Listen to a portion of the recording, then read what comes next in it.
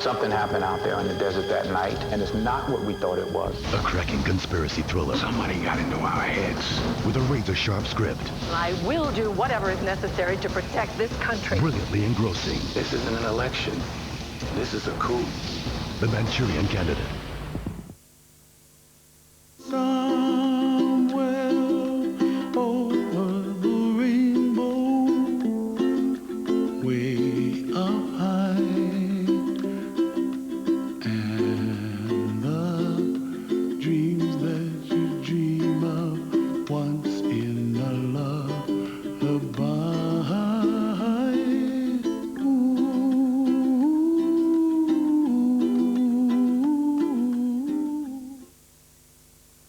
This is the heavy, heavy monster sound.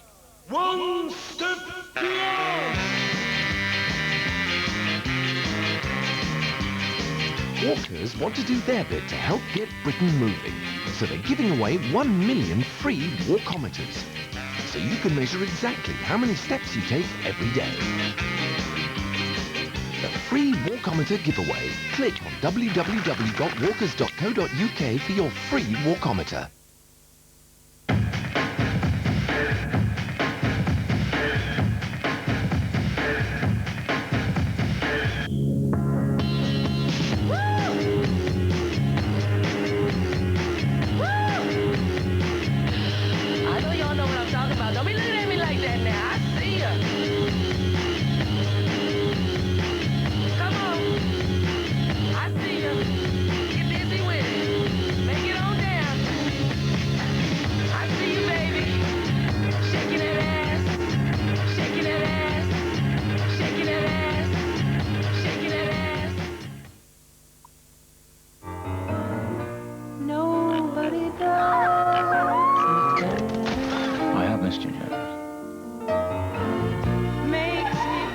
These yours? Yes. I mean, they're not my favourite pair. Nobody does it half as good as you. Bridget's back, November 12th. This is Cream Classics Volume 2. 3 CDs of the biggest Cream tracks ever. 50 floor fillers from the one and only Super Club. Relive a golden age of clubbing. 3 hours of classics with Moby, K-Class, Goodmen, Bucketheads, New Order. Tune after tune broken on the Cream dance floor. Cream Classics Volume 2. Get it now. With PC World prices, rather than a new PC, you can think laptop instead. Like just $699 for this new Toshiba Equium laptop with a mobile Intel Pentium 4 processor 532 with HT technology. It's a high-spec, high-performance laptop at a truly remarkable price. And for this week only, it comes with a free color printer too. Just $699. So see it now and don't miss out at PC World. PC World.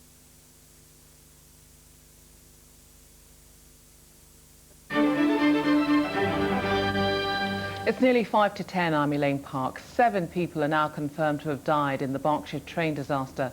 Over 150 were injured. Heavy lifting gear is tonight at the scene, preparing to clear the site. An off-duty policeman spotted an unnamed man in a vehicle on the tracks at a level crossing last night.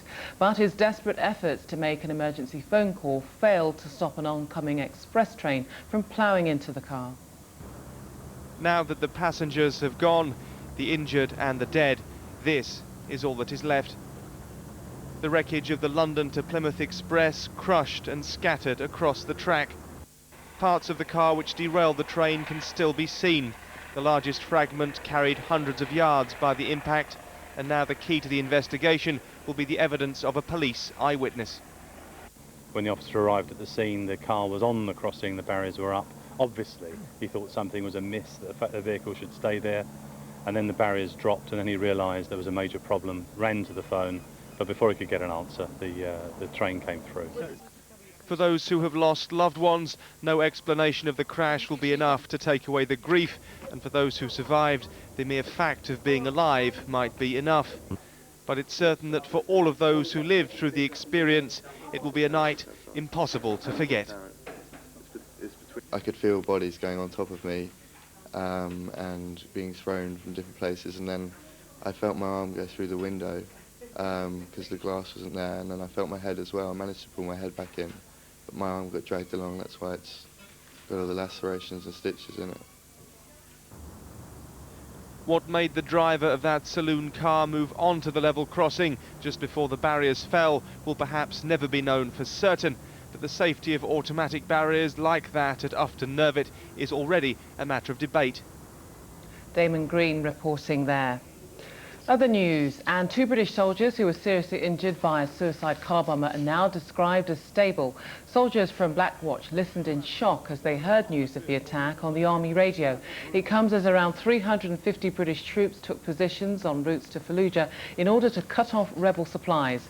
US forces are preparing to attack insurgents in the city. One bit of sport now, and Paula Radcliffe put her Athens nightmare behind her today by winning the New York City Marathon. Paula had to sprint the final 400 metres in order to clinch the victory. It's exactly 11 weeks to the day since she dropped out of the Olympic marathon. Well done to her. Tomorrow's weather now, cloudy but dry across most of the country, some patchy rain in the southeast, top temperature 13 Celsius. That's it, we're back in an hour. Bye-bye.